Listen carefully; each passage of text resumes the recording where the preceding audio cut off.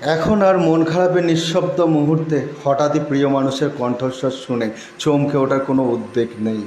কাউকে হারিয়ে ফেলার ভয়ে সহস্রবার আঁকড়ে ধরার প্রচেষ্টাও আর নেই। আর কারো অভিমান ভাঙানোর চেষ্টায় বুকের ওপর পাহাড় সমান যন্ত্রণা চাপিয়ে নিজেকেই হাজারবার ভাঙার কোনো গল্পও নেই। কেউ আমার মান ভাঙাবে এই আশাতে কারো প্রতি তীব্র ভরসায় বসে থাকার কোনো প্রতীক্ষাও নেই। আয়নার সামনে দাঁড়িয়ে দেখি চোখের সামনে ভেসে থাকা মায়াঘন চোখের সেই মানুষগুলোও আর নেই। ভেসে উঠছে শুধু নিজের মুখটায়। বড় একা মনে হলেও ভালো আছি আমি, মনে মনে ভাবা আমিটা আর খুঁজছি না কাউকেই। এই নয় পরিপূর্ণ আমি, বলতে পারো একা থাকা শিখে গেছি। কবিতার নাম একা থাকা শিখে গেছি, কলমে বাপন চক্রবর্তী।